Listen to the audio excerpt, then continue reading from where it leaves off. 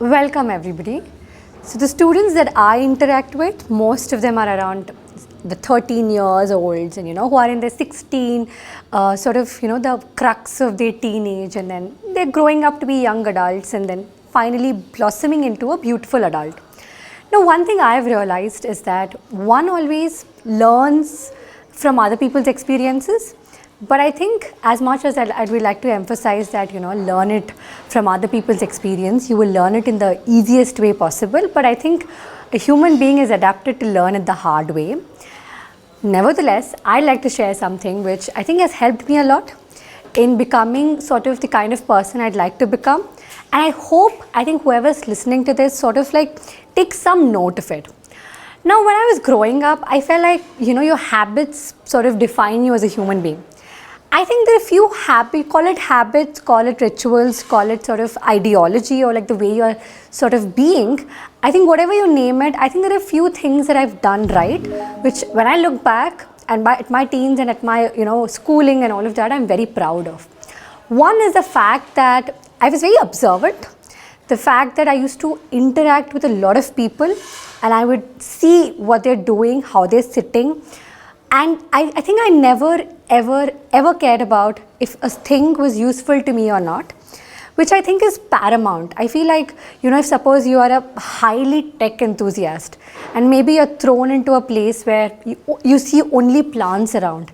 I think one should not feel like, I don't like plants, what do I do now learning about them? Maybe, it's not my cup of tea and move on.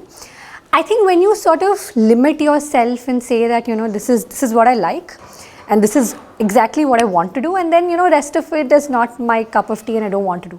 That is fine maybe like 15 years later, because when you're a full-blown adult in your career. But I think when you're growing up, I don't think you should limit yourself. I think you should really let experiences happen to you, because whether it is meeting somebody who's a 90-year-old and just talking to them about any random thing about their life experiences, or sort of understanding and observing how maybe differently abled people function, specially abled people function, maybe sort of talking about, say, anything from psychology to numerology to how bad a person's day was, or any random rant with anybody. I think when you allow yourself to have that exposure, where you are talking to multiple people from multiple professions and from wherever they come from, multiple backgrounds, I think you're letting yourself immerse into experiences and learn and sort of absorb things that you might never experience on your own. I'm pretty sure you must have heard so many war stories, but I'm sure most of you have not been to a war field. Exactly. So allow yourself to enjoy and immerse experiences and sort of really divulge yourself into multiple aspects and multiple people. Now, don't ever limit yourself to say this is the kind of people I like and this is who I want to be friends with, which is great. But being friends and sort of having a conversation are two very different things. You don't have to be friends with everybody, but I think picking up conversations irrespective of their age. You might be a 15-year-old, but I'm sure there must be something that you can talk to a 50-year-old about, and so much that you can actually absorb and learn. Now, what all of it does? I think when you are somebody who's a very awakened person, who sort of has imbibed and absorbed multiple people's stories, you understand how a migrant labor in your sort of the construction, suppose you're building a house. I'm sure the laborers who are working in your construction are coming from, say, Rajasthan or Bihar, people who are coming from far away from their own houses. I'm sure there is so much to look at them and just learn. I'm sure there is so much for you to go to a doctor or just go to a hospital and see that what it's actually like, the guilt of maybe you must have done something wrong and how much that kills actually a doctor's heart. Maybe you can actually go and talk to any random small business around you and actually get to know stories behind it. At the age of 15, at the age of 16, if you really allow yourself to have these experiences and you allow yourself to talk to these people and get to know all of these stories, I'm sure, I think when you really decide to do something on your own, you are a 10 times wiser person than I think you would have otherwise been, and you would be a 10 times more mature person.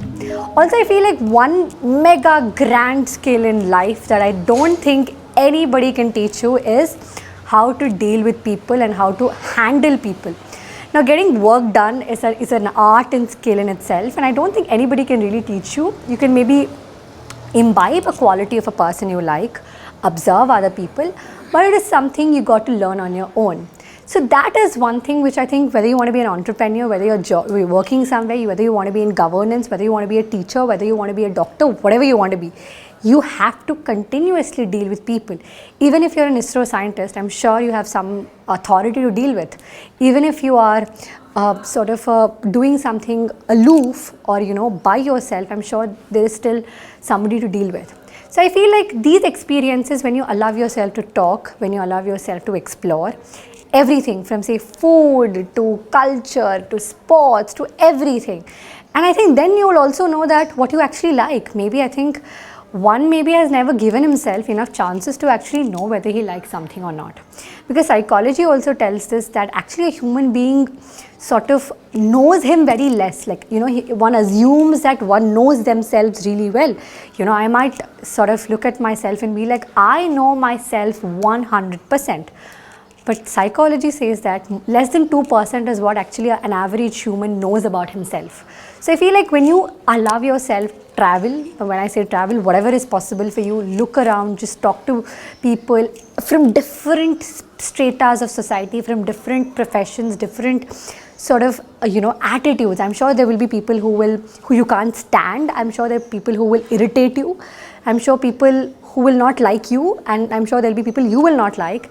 But amongst all of this, I think you will establish an aura around yourself where you know what to say when, where you know how to talk to whom, in what way that will impress them, and or you just know how to just be and present yourself the best, which I think are the greatest skills. Now, I think something that's helped me really succeed is the fact that I'm a very social person and I like to talk to people, which has helped me, I don't know, subconsciously or directly, indirectly, but what is actually done to me is that I am open to conversations, so I am a very approachable person. Now, that is also very important. And I think overall in all of this, I think you learn to be empathetic. You learn to understand other people's problems. You understand what everybody else is going through. You learn gratitude also, because then you realize, you have so much actually to be grateful in your life. You realize actually the grass is actually greener on your side when you actually talk to a lot of people around you. So I think that is one thing. Allow experiences to happen to you, especially when it comes to people. Talk. Just pick up conversations. Random people, you don't have to intrude their privacy, you don't have to trouble them, but I'm sure you can be polite enough to pick up a conversation, and also be a lot more proactive in your school. Establish bonds, whether it's with a classmate, whether it's with a teacher, whether it's somebody in the management. When you get out of the school, even 10 years later, they should remember your presence, they should remember you, and trust me, everybody will forget a medal that you've earned or anything that you must have gotten the best marks in the school, but they will definitely remember the smile on your face when you greeted them good morning. The presence, that how you made them feel, is something that nobody ever forgets in life. They might forget your face, your name, but they will never forget the way you made them feel. So I feel like the minute you start and enjoy and celebrate the magic of that, that actually a human being is, then I'm sure there is so much for you to absorb and imbibe, and I'm sure you can learn so much and teach so much. And I think I'm sure you'll find a couple of relationships in your life that you will carry on for life, and I'm sure you will become a better person with all of this. And I'm sure more than anything else, I'm sure this will give you a path of self-discovery and self-actualization in a very, very sort of a real life practical analysis.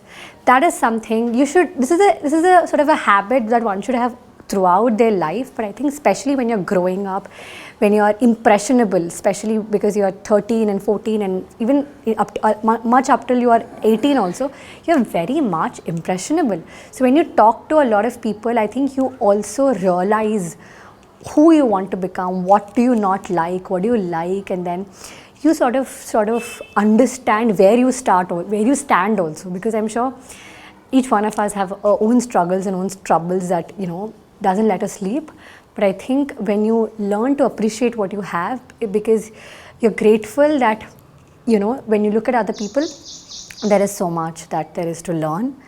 And I think that's a great life lesson that I have learned in the very small period of time that I've lived. I hope it helps. Thank you so much.